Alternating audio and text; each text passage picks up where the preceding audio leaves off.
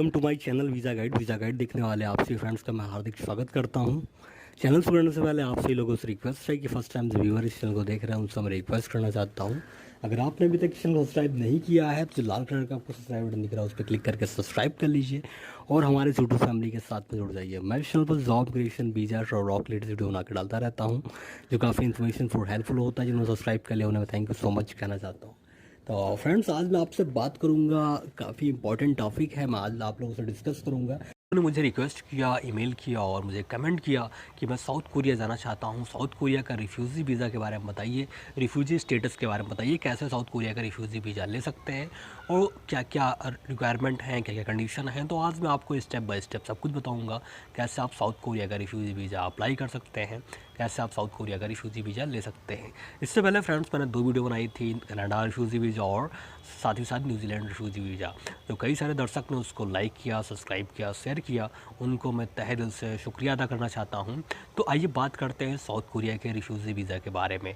तो friends south Korea refugee visa देने के मामले में बहुत आगे है। 1992 की एक रिपोर्ट के अनुसार साउथ कोरिया ने अब तक के कई सारे लोगों को रिफ्यूज़ी वीज़ा दे दिया है। अगर 2012 का अगर हम स्टेटस देखें, 2012 की रिपोर्ट देखें तो साउथ कोरिया रिफ्यूज़ी वीज़ा देने के मामले में नंबर 1 है। साउथ कोरिया में रिफ्यूज़ी वीज़ा पाने वाले देशों में पाकिस्तान, बांग्लादेश, इथोपिया, कई सारे ऐसे देश हैं, उनमें से इंडिया भी है, जहां से काफ़ी सारे लोग ऐसे हैं जो साउथ कोरिया विजिट वीज़ा पे गए और उन्होंने वहां पर रिफ्यूज़ी स्टेटस अप्लाई कर दिया।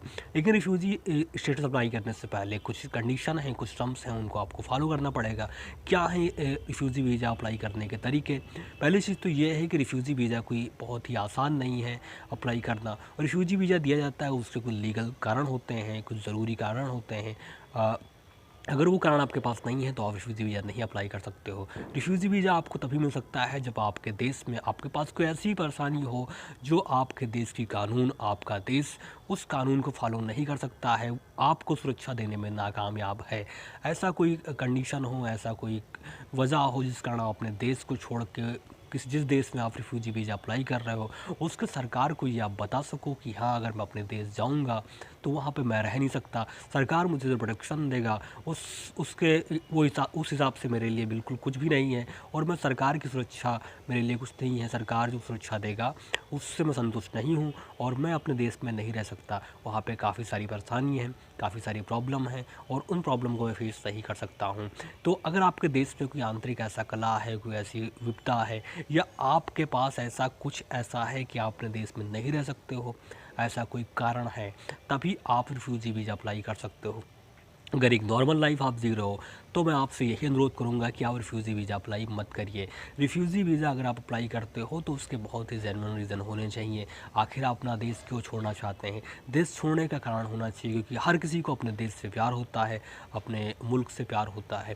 तो अगर आप रिफ्यूज़ी वीज़ा अप्लाई करते हो तो सबसे पहले वहाँ की सरकार आपसे ये क्वेश्चन करेगा कि आप रिफ्यूज़ी स्टेटस में यहाँ क्यों रहना चाहते हो? आखिर आपके देश में ऐसा क्या है कि आप रिफ्यूज़ी वीज़ा पे यहाँ रहना चाहते हो? सबसे ख़ास बात यह है कि अगर आपने रिफ्यूज़ी वीज़ा अप्लाई कर दिया तो इसका मतलब ये नहीं कि तुरंत आप वहाँ पे काम करने लग जाएँ। साउथ कोरिया के कानून के हिसाब से अगर आपने साउथ कोरिया में रिफ्यूज़ी वीज़ा अप्लाई कर दिया और आपको रिफ्यूज़ी स्टेटस मिल जाता है, कम से कम आपको 6 से 1 साल तक आपको वहाँ पे काम करने का अधिकार नहीं मिलता है और आप वहाँ काम नहीं कर सकते हो। रिफ्यूज़ी वीज़ा में क्या है कि आपको एक शिविर मिलेगा, एक शरणार्थी कैंप मिलेगा जहाँ पे आप रह सकते हो। जैसे कि साउथ कोरिया में छोटे-छोटे आइलैंड हैं, जेजू आइलैंड है और कई सारे आइलैंड हैं, वहाँ पे आपको ले जाके छोड़ दिया जाएगा और वहाँ पे आप रिफ्यूजी कैंप में रहोगे। वो आपको देखेंगे कि आपकी एक्टिविटी कैसी है, आप कैसे हो। अगर हो सकता है तो आपको 6-7 महीने आपको रहने के बाद अगर आपके देश में जो संकट है या फिर आपकी जो प्रॉब्लम है उसको सॉल्व करने की पूरी कोशिश करेंगे। अगर उन्होंने आपकी जो प्रॉब्लम है वो आपको सॉल्व कर दिया, उसका सलूशन आपको दे दिया, तो हो सकता है वो आपके देश में आपको वापस भेज दे। या अगर उन्हें ये मालूम हो जाता है कि आप जिस देश से आए हो उस देश में जो प्रॉब्लम थी, जो समस्या थी, उसका समाधान हो गया है, उसका हल हो गया है, तो रिफ्यूज़ी वीज़ा पे आप आए हो तो उसको आपको वापस भेज दिया जाएगा। इसलिए रिफ्यूज़ी वीज़ा जो है वो परमानेंट सॉल्यूशन नहीं है अगर आप किसी देश में रुकना चाहते हो तो। अगर किसी देश से आप रिफ्यूज़ी वीज़ा पे किसी देश में आपने एंट्री किया है तो तब तक के लिए है जब तक कि आपके देश की जो आर्थिक हालात है, आंतरिक हालात हैं, वो सही नहीं है। और जिस दिन आपके देश का आर्थिक हालात और आंतरिक हालात सही हो जाएगा उस दिन हो सकता है आपको डिपोर्ट कर दिया जाए। या फिर जिस दिन जो इमिग्रेशन ऑफिसर हैं, बॉर्डर सिक्योरिटी फोर्स, उनको ये मालूम हो जाएगा कि हाँ, ये जो रिफ्यूजी स्टेटस पे रह रहा है इसका स्टेटस गलत है और ये केवल यहाँ पे बस काम करने के लिए आया है या फिर उसके पास ऐसा कोई कारण नहीं है, तो वो आपको डिपोर्ट कर देंगे। क्योंकि बहुत से ऐसे न्यूज़ आते रहते हैं जो कनाडा में या फिर ऑस्ट्रेलिया में या फिर यूएस में काफ़ी दिन से रिफ्यूजी स्टेटस पे रह रहे हैं, लेकिन गवर्नमेंट को ये मालूम हो गया कि ये गलत स्टेटस पर रह रहे हैं, तो उनको उनके देश में वापस भेज दिया जाता है। अब मैं बात करता हूँ साउथ कोरिया का रिफ्यूजी वीज़ा अप्लाई कैसे कर सकें। पहली चीज़ तो ये है कि साउथ कोरिया का रिफ्यूजी वीज़ा आप तभी अप्लाई कर सकते हो जब आप साउथ कोरिया गए हो। अगर आप साउथ कोरिया जाते हो, आप चाहे टूरिस्ट वीज़ा पे जाओ या चाहे वहाँ पे स्टूडेंट वीज़ा पे जाओ या किसी वीज़े पे जाओ, आप वहाँ जाने के बाद आप साउथ कोरिया में रिफ्यूजी वीज़ा का अप्लीकेशन कर सकते हो।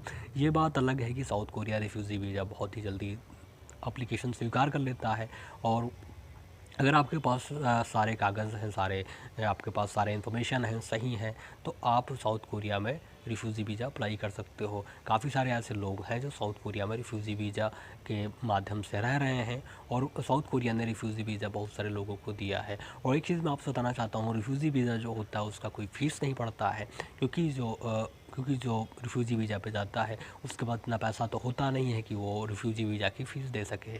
तो अधिकतर कंट्री ऐसी हैं जिनका रिफ्यूजी वीज़ा का जो फ़ीस है वो माफ़ होता है। बस आपके पास एक डॉक्यूमेंट्स होना चाहिए, और डॉक्यूमेंट्स मानवाधिकार का एक कार्ड होता है। अगर आपके पास वो है UNHCR का, तो फिर आपको रिफ्यूजी स्टेटस लेने में काफ़ी अच्छा है। आपके पास अगर आपका पासपोर्ट है तो भी आप बता सकते हो कि मैं इस कंट्री से हूँ और मैं आया हूँ और मैं अपनी कंट्री नहीं जाना चाहता हूँ। अगर आपसे इमिग्रेशन में पूछते हैं तो आपसे सवाल जवाब करेंगे कि आखिर, और आपको कोर्ट में पेश करेंगे, तो आपको एक लॉयर रखना पड़ेगा। वो लॉयर आपका मदद करेगा, आपके डॉक्यूमेंट बनाएगा, और हो सकता है कि वहाँ की गवर्नमेंट आपको एक लॉयर दे भी आपको फ़ाइल सबमिशन करने के लिए। काफ़ी सारे लोग ऐसे हैं जो रिफ्यूजी स्टेटस पाने के लिए लॉयर कर लेते हैं, और उस लॉयर के माध्यम से वो रिफ्यूजी वीज़ा अप्लाई कर देते हैं। तो फ्रेंड्स, रिफ्यूजी वीज़ा जो है वो काफ़ी एक जटिल समस्या है। लोगों को रिफ्यूजी वीज़ा अप्लीकेशन करने के लिए रिफ्यूजी वीज़ा मिलना इतना आसान नहीं है। जैसे कि अगर किसी देश में गृह युद्ध छिड़ रहा हो, तब तो एक वाज़िब तरीका बन जाता है किसी देश में जाने का, वहाँ भागने का, वहाँ रहने का। तो जैसे कि अभी कुछ दिन पहले इराक और सीरिया में काफ़ी सारा युद्ध हुआ, इस कारण वहाँ से बहुत सारे शरणार्थी, बहुत सारे लोग ऐसे थे जो यूरोप में गए। तो रिफ्यूजी वीज़ा आप तभी अप्लाई कर सकते हो जब आपके पास कोई ज़रूरी कागजात हो, ज़रूरी दस्तावेज़ हो, या आपके पास कोई ऐसा कारण हो जिस कारण अपना देश आप छोड़ना चाहते हो। बाकी मैं आपको एक चीज़ और बताना चाहता हूँ, अगर आप साउथ कोरिया में काम करना चाहते हो, सबसे अच्छा रहेगा कि आप साउथ कोरिया का वर्क वीज़ा अप्लाई करो। अगर आप साउथ कोरिया का वर्क वीज़ा अप्लाई करते हो, थोड़ा सा मैं आपको गाइड की देता हूँ वर्क वीज़ा के बारे में भी इस छोटी सी वीडियो में। अगर आप साउथ कोरिया का वर्क वीज़ा अप्लाई करते हो, सबसे पहले आपको ज़रूरी होगा, आपको साउथ कोरियन लैंग्वेज आना चाहिए। तो अगर आप इंडिया में रहते हो तो काफ़ी सारे ऐसे इंस्टीट्यूट हैं, काफ़ी सारे ऐसे कोचिंग सेंटर हैं जहाँ पे आप जाके कोरियन लैंग्वेज का कोर्स सीख सकते हो।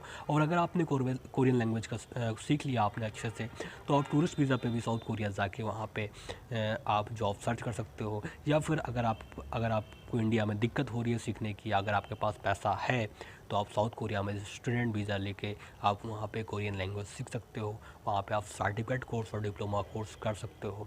और अगर आपने साउथ कोरिया में सर्टिफिकेट कोर्स और डिप्लोमा कोर्स आपने कर लिया, तो वो आपके लिए बहुत ही बेहतर होगा कोरिया में जॉब करने के लिए। तो 2-3 तरीके हैं अगर कोरिया में आप काम करना चाहते हो, वहाँ पे रहना चाहते हो। और अगर वहाँ पे एक कोरिया में क्या है, एक साउथ कोरिया में एक अच्छी सैलरी है, और वहाँ का पासपोर्ट भी काफ़ी स्ट्रांग है। साउथ कोरिया की करेंसी भले ही कमज़ोर है, लेकिन जो साउथ कोरिया का पासपोर्ट है वो बहुत ही ताकतवर है। और वहाँ पे जो सैलरी है वो पर व्यक्ति आय वहाँ साउथ कोरिया में बहुत ज़्यादा है। तो अगर आप साउथ कोरिया स्टूडेंट वीज़ा पे जाते हो, अगर आप वहाँ काम करते हो, स्टूडेंट वीज़ा पे जाते हो, अगर आपको कोरियन लैंग्वेज आ जाता है, उसके बाद स्टूडेंट वीज़ा में कुछ घंटे आपको मिलते हैं काम करने के लिए। और अगर आप स्टूडेंट वीज़ा में आपने कोर्स करने के बाद अगर आपका साउथ कोरिया में काम मिल जाता है, तो ये आपके लिए बहुत बेटर रहेगा। रिफ्यूजी वीज़ा के जगह अगर आप साउथ कोरिया वर्क परमिट में जाते हो, वहाँ काम करते हो, वहाँ बहुत सारे एम्प्लॉयमेंट सेक्टर हैं, बहुत सारा काम है।